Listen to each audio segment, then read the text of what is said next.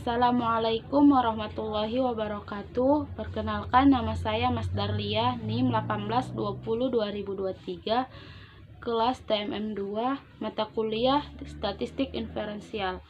Di sini saya akan menjelaskan materi mengenai korelasi parsial. Baiklah, di sini saya akan menjelaskan korelasi parsial. Korelasi parsial digunakan untuk menganalisis bila peneliti bermaksud mengetahui pengaruh atau mengetahui hubungan antara variabel independen dan dependen, di mana salah satu variabel independennya dibuat tetap atau dikendalikan. Adapun rumus untuk mencari korelasi parsial yaitu RY X1 kali X2 sama dengan RY dikali X1 dikurang RY kali X2 R dikali X1 X2 per akar dari 1 dikurang R kuadrat X1 X2 dikali akar dari 1 dikurang R kuadrat Y X2. Atau dapat dibaca korelasi antara X1 dengan Y bila variabel X2 dikendalikan, atau korelasi antara X1 dan Y bila X2 tetap. Rumus lain untuk mencari korelasi bila X1 yang dikendalikan, maka rumusnya adalah RY X2 X1 sama dengan RY X2 dikurang RY X1 R X1 X2 per akar dari 1 dikurang R kuadrat X1 X2 dikali akar dari 1 dikurang R kuadrat Y X2. Dan untuk mencari uji koefisien korelasi parsial dapat dihitung dengan rumus T sama dengan RP akar dari N dikurang 3 per akar dari 1 dikurang R kuadrat P. T tabel dicari dengan DK sama dengan N dikurang 1. Kita masuk ke contoh korelasi parsial, di mana contohnya yaitu pada salah satu areal pembibitan di PT Tunas Agro telah diketahui bahwa pertumbuhan bibit kelapa sawit di MN atau main nursery kurang maksimal. Untuk mengetahui kurang maksimalnya pertumbuhan bibit kelapa sawit tersebut, maka perusahaan melakukan riset untuk mengetahui lemahnya pengaruh hubungan antara dosis pemupukan atau X1 dengan curah hujan atau X2 terhadap pertumbuhan kelapa sawit atau Y. Pada riset yang dilakukan kali ini akan menitik beratkan pengaruh curah hujan terhadap tumbuhan bibit kelapa sawit dengan pemupukan yang dikendalikan atau konstan. Untuk itu, perusahaan mengambil 12 sampel bibit kelapa sawit pada beberapa lokasi pembibitan di MN secara acak dan diperoleh data sebagai berikut. Ini adalah data yang diperoleh dari 12 sampel, di mana X1-nya dapat kita lihat dari tabel, X2 dan Y-nya juga dapat kita lihat dari tabel. Keterangannya yaitu X1 sama dengan dosis pupuk, X2 curah hujan, Y sama dengan pertumbuhan. Yang ditanyakan yaitu apakah terdapat pengaruh signifikan antara dosis pemupukan atau X1 dengan curah hujan atau X2 terhadap pertumbuhan bibit kelapa sawit. Untuk menyelesaikan soal korelasi tersebut, maka langkah pertama yang kita lakukan adalah membuat hipotesa, di mana HA sama dengan ada pengaruh signifikan antara curah hujan atau X2 dan pertumbuhan bibit kelapa sawit atau Y jika dosis pemupukan atau X1 tetap. H0-nya sama dengan tidak ada pengaruh yang signifikan antara curah hujan atau X2 dan pertumbuhan bibit kelapa sawit atau Y jika dosis pemupukan atau X1 tetap. Selanjutnya langkah kedua yaitu membuat tabel pembantu. Karena tadi kita sudah mempunyai data X1, X2, dan Y, kemudian kita mencari X1 kuadrat, X2 kuadrat, Y kuadrat, X1 kali Y, X2 kali Y, dan X1 dikali X2.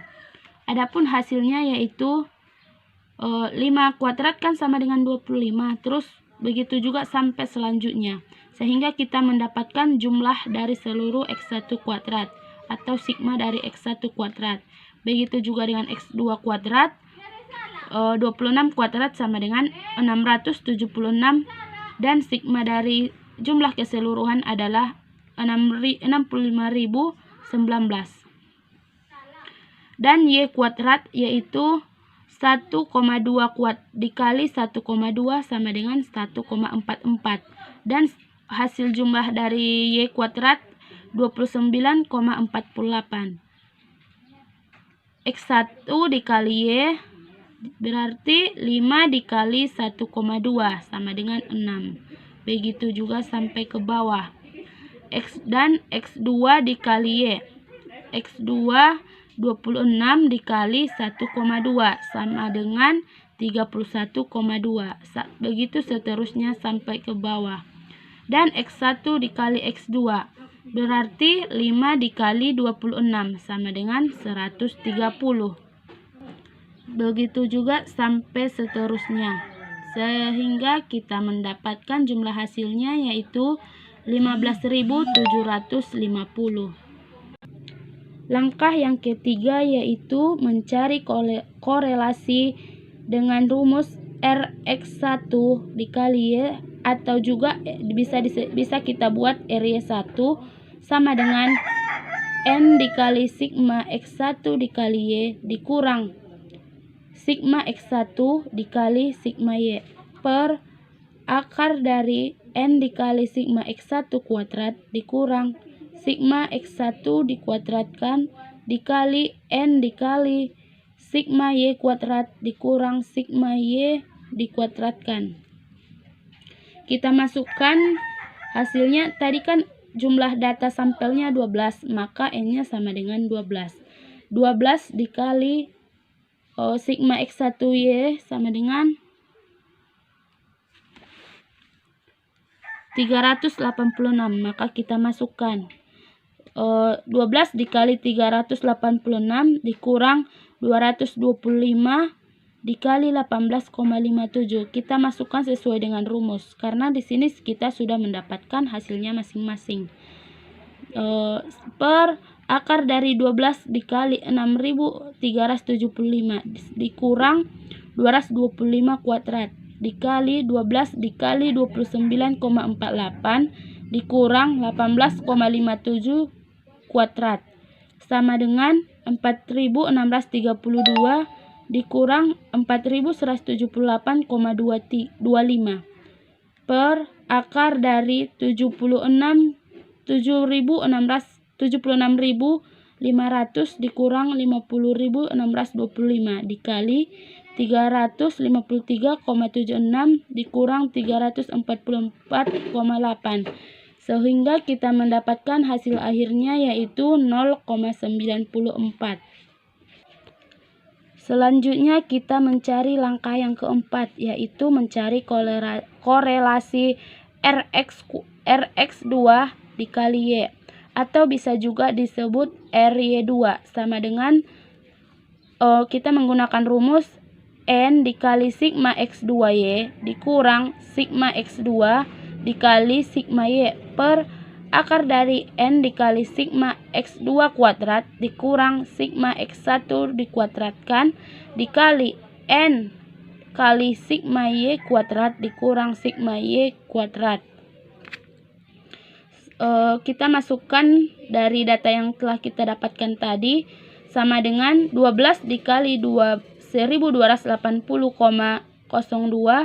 dikurang 829 dikali 18,57 per akar dari 12 dikali 65.019 dikurang 829 kuadrat dikali 12 dikali 29,48 dikurang 18,57 kuadrat, dan hasil akhirnya kita mendapatkan min 0,03.